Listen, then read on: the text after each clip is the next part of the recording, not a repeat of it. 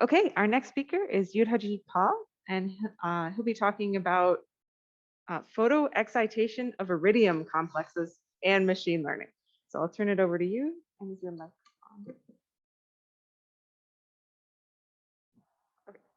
Hello. All good? Yeah. Hi, afternoon, everyone.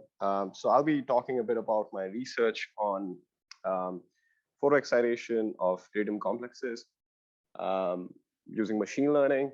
So I am a postdoc in the Schmidt Group at the Department of Chemistry. I joined last year. I've mostly been working on this for maybe the last on the CHT side of things. I've been using it for the only for the last few months, but it's been very helpful, as I would hope to demonstrate. So the background, a little bit of background of what I'm trying to do here. Wait. So how does the pointer work with the on the screen? So it's wait. Oh, I see. Okay. So yeah, so these are the kind of complexes I'm working on with iridium.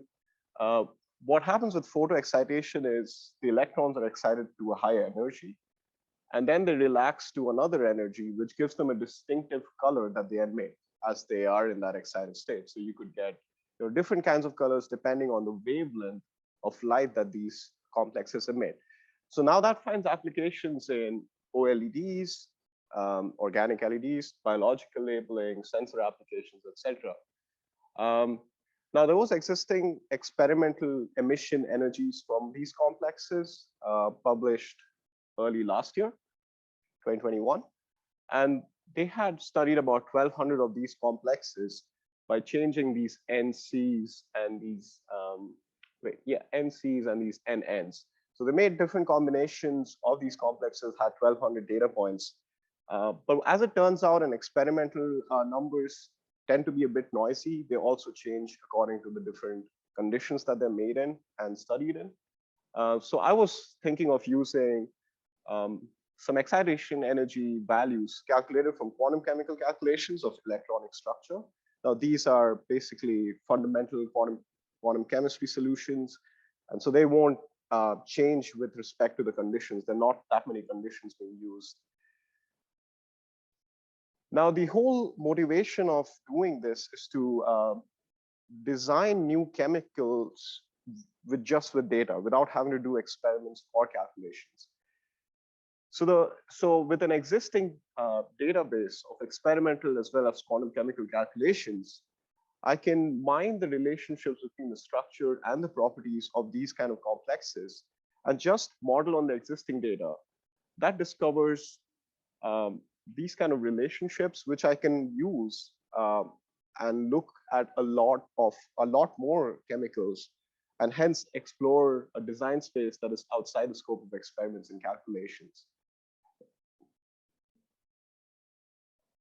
Now, in a data model, what I'm trying to do here, which I'll show you as I make some with the help of all the data I gather with HTC.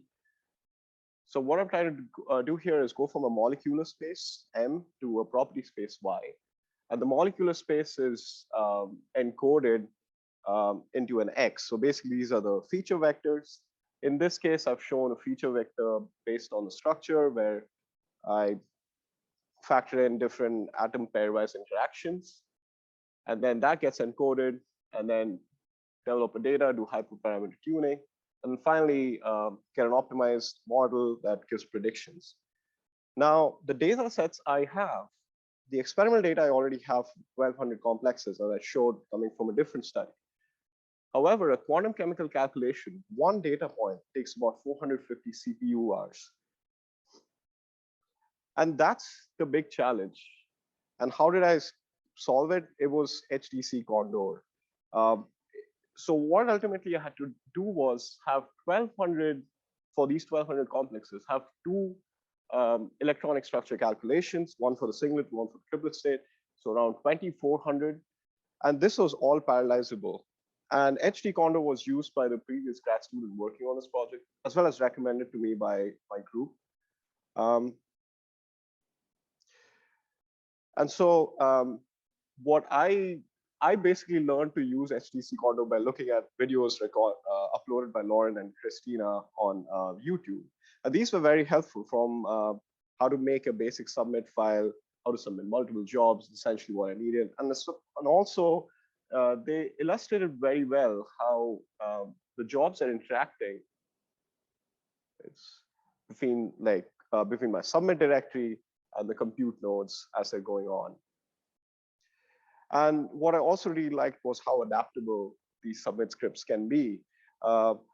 So I used a staging area to keep UW Chemistry's version of Gaussian, which is the electronic structure property calculation software.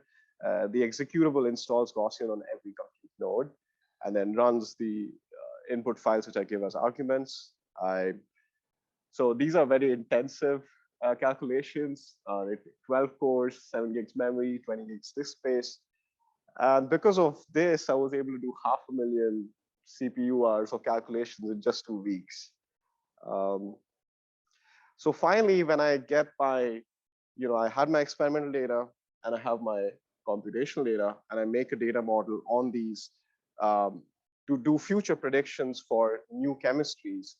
When I fit the experimental data, I get not such a good fit with an R-square of 0.75.